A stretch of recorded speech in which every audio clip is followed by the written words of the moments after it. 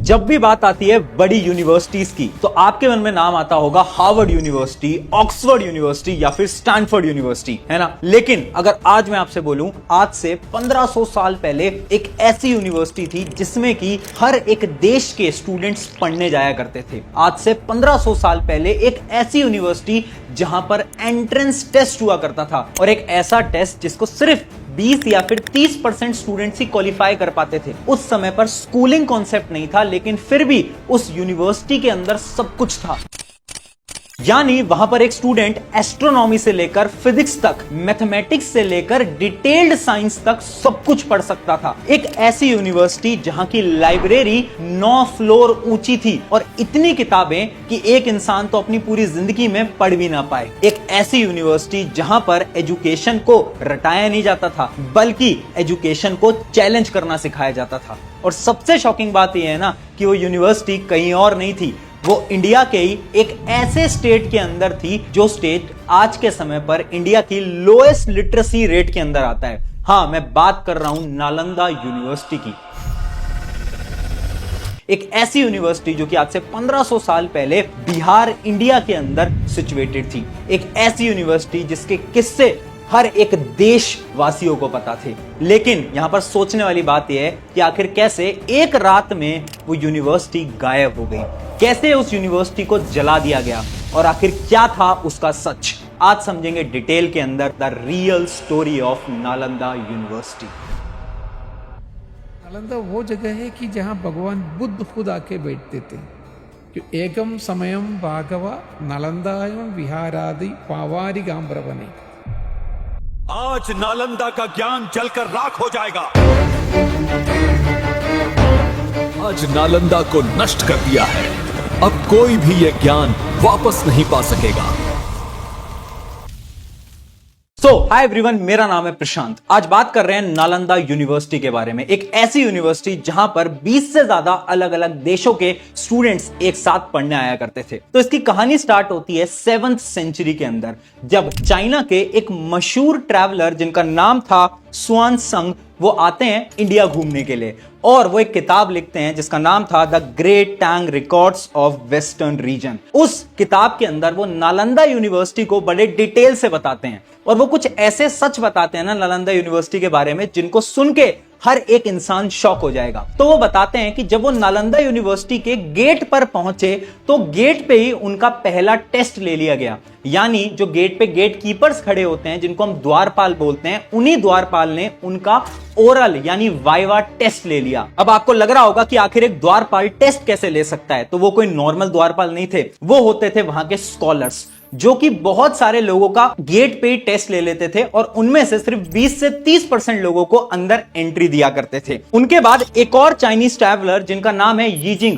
वो भी आते हैं इसी यूनिवर्सिटी के अंदर, और वो अराउंड 10 से 20 साल इसी यूनिवर्सिटी के अंदर बिताते हैं। और वो ये बताते हैं कि नालंदा यूनिवर्सिटी का जो एजुकेशन सिस्टम है ना, वो एकदम डिफरेंट है। यानी उस समय पर कोई भी स्कूलिंग सिस्टम कहीं पर भी स्टैब्लिश नहीं हुआ था, लेकिन नालंदा यूनिवर्सिटी का सिस्टम बहुत ज्यादा यूनिक था अगर हम किसी से भी कंपेयर करें तो।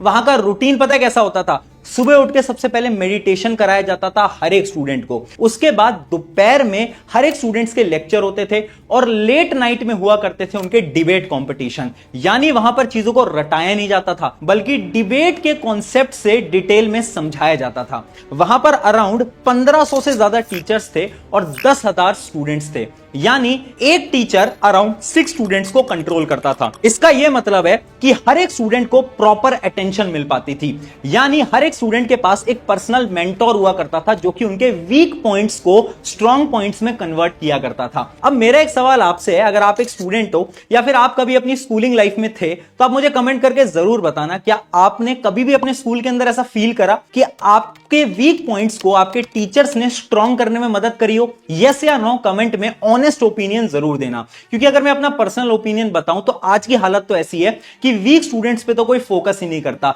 सिर्फ टॉपर स्टूडेंट पे फोकस किया करते हैं। लेकिन नालंदा यूनिवर्सिटी में ऐसा बिल्कुल भी नहीं था। इवन आज जहां पर हमें सब्जेक्ट्स को चूज करना पड़ता है, उस समय पर एक स्टूडेंट कुछ भी पढ़ सकता था। यानी एस्ट्रोलॉजी से लेकर फिजिक्स तक, फिजिक्स से लेकर मैथमेटिक्स तक आपको जो भी पढ़ना है वो आप उस यूनिवर्सिटी में पढ़ सकते थे। सिर्फ इतना ही नहीं, एक ऐसा सच बताया ना यीजिंग ने जो कि हर एक इंसान को शॉक कर देगा। और वो सच ये है ना कि वहां की लाइब्रेरी 9 फ्लोर्स ऊंची थी, यानी उसके अंदर हजारों मैन्युस्क्रिप्ट्स थे, कई वैदिक किताबें, कई मैथमेटिक्स की किताबें और कई एस्ट्रोलॉजी की किताबें। यानी वो लाइब्रेरी नहीं थी, वो एक पूरा का पूरा नॉलेज का ब्रह्मांड था। अब सवाल ये आता है कि आखिर इतनी एडवांस यूनिवर्सिटी बनाई किसने, और अगर जिसने भी बनाई तो यूनिवर्सिटी अचानक से इस दुनिया से गायब कैसे हो गई।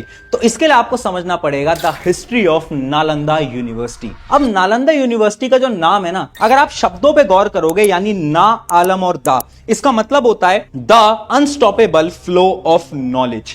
अब इसकी जो स्थापना करी गई थी वो एम्परर अशोका द्वारा करी गई थी। एक स्तूपा बनाया था इसी जगह पर। अब जब वो स्तूपा बना उसके बाद से वहां पर बहुत सारे मेडिटेशन सेंटर्स आकर ओपन हो गए, और उसके बाद कई बुद्धिस्ट स्कॉलर्स वहां पर आते जाते रहते थे, यानी नॉलेज का केंद्र तो वो ऑलरेडी बन चुका था। लेकिन उसके कुछ सालों बाद इसका स्टार्ट होता है गोल्डन पीरियड, जब कुमार गुप्ता वन एक डिसीजन लेते हैं कि यहां पर वो एक पूरी की पूरी यूनिवर्सिटी बनाएंगे और वो इस जगह को ग्लोबल लर्निंग सेंटर बना के ही छोड़ेंगे। तो फिर वो क्या करते हैं कि बहुत सारी क्लासरूम्स बनाते हैं, पूरा इंफ्रास्ट्रक्चर बनाते हैं, बहुत सारी मोनेस्ट्रीज बनाते हैं और एक ऐसी लाइब्रेरी बनाते हैं जो कि एक सेंटर पॉइंट बन जाता है इस पूरी यूनिवर्सिटी का। फिर क्या था, सारे देश के अंदर एक खबर पहुंच चुकी थी और सारे देश के स्कॉलर्स यहां पर पढ़ने आते थे या तो पढ़ाने आते थे, और ऐसे ही ये सिलसिला चलता गया और अगले 700 साल तक नालंदा यूनिवर्सिटी का नाम पूरे देश के अंदर फैल चुका था। लेकिन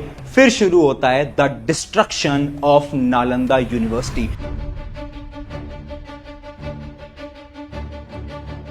12th सेंचुरी के अंदर एक टर्किक जनरल थे जिनका नाम था खिलजी, जो कि मगध यानी बिहार वाले जो रीजन में थे ना, वहां पर अपने मिलिट्री ऑक्यूपेशंस कर रहे थे, अलग अलग गांवों में जा रहे थे, अलग अलग चीजों को ढूंढ रहे थे और जो भी उन्हें मिल रहा था उस सबको वो लूट रहे थे। क्यों? क्योंकि उन्हें अपने रीजन को एक्सपैंड करना था।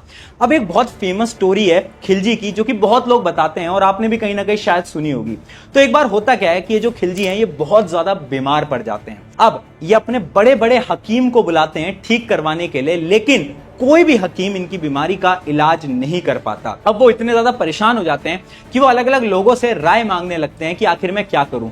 तो एक इंसान उनको ये राय देता है कि आपको क्या करना चाहिए कि आपको नालंदा यूनिवर्सिटी के आयुर्वेदाचार्य जी को बुलाना चाहिए और वही आपको ठीक कर पाएंगे। अब खिलजी इसके लिए एकदम मना कर देता है, लेकिन वो कुछ दिनों बाद ये बोलता है कि ठीक है हम उन्हें बुला तो लेंगे, लेकिन मैं उनके हाथों से कोई भी दवा अपने अंदर नहीं लूंगा। तो फिर आयुर्वेदाचार्य जी आते हैं और वो ये बोलते हैं कि ठीक है मुझे शर्त मंजूर है, मैं आपको कोई भी दवा नहीं खिलाऊंगा, उसके बिना भी आप ठीक हो जाओगे। फिर क्या होता है, कुछ महीनों बाद अचानक से खिलजी की तबीयत ठीक हो जाती है और सब शौक हो गए और वो पूछते हैं उनसे कि आखिर आपने ऐसा क्या चमत्कार करा। तो आयुर्वेदाचार्य जी ये बताते हैं कि मैंने कुछ नहीं करा, वो जो मेरी दवाई थी ना वो मैंने खिलजी की कुरान के ऊपर लगा दी थी।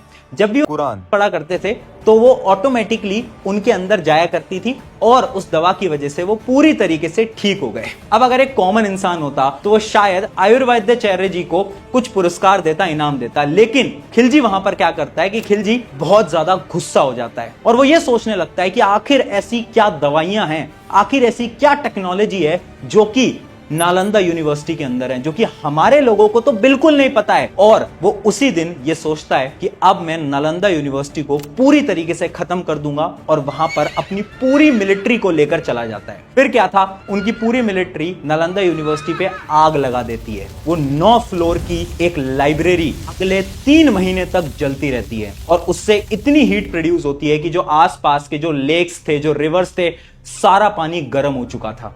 वहां पर जितने भी स्कॉलर्स थे उन सब स्कॉलर्स की हत्या कर दी गई। सिर्फ इतना ही नहीं, वहां पर जो कुछ था उस सबको जला दिया गया।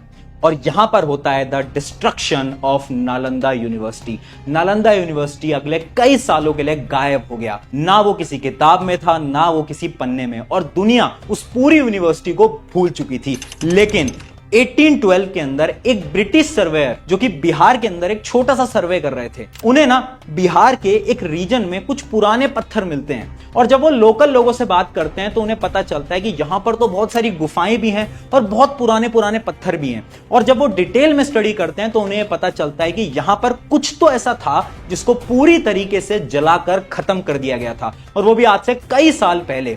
और वहां से ही नालंदा यूनिवर्सिटी की वापस से रिसर्च स्टार्ट होती है, यानी लोगों को पता लगने लगता है कि हाँ यहां पर कुछ तो था। और डिटेल में रिसर्च करने के बाद पता चलता है कि हाँ उस जगह पे सच में एक दुनिया की सबसे बड़ी यूनिवर्सिटी द नालंदा यूनिवर्सिटी थी।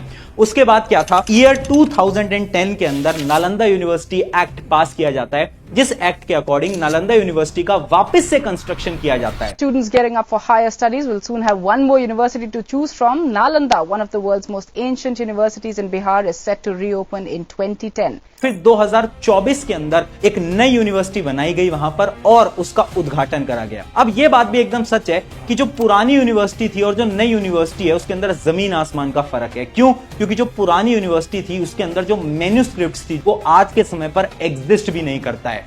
लेकिन यहां पर सोचने वाली बात है कि अगर इमेजिन करो वो जो पुरानी इतनी सारी किताबें थी, वो सारी किताबें अगर आज भी एग्जिस्ट करती तो इंडिया का वही रीजन जो कि आज के समय पर लोएस्ट लिटरेसी रेट के ऊपर है, बिहार, वो शायद आज के समय पर हाईएस्ट लिटरेसी रेट पे होता।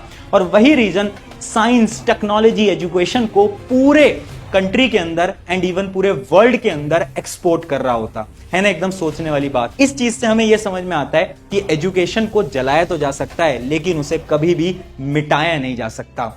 आपके क्या कमेंट्स हैं जरूर मुझे बताना। और नालंदा यूनिवर्सिटी एक ऐसी यूनिवर्सिटी है जिसके बारे में हम सभी को पता होना चाहिए, तो इस वजह से अपने दोस्तों के साथ, अपने फैमिली के साथ इस वीडियो को जरूर शेयर करना। शुक्रिया एवरीवन, मेरा नाम है प्रशांत। मिलते हैं किसी नेक्स्ट वीडियो के अंदर।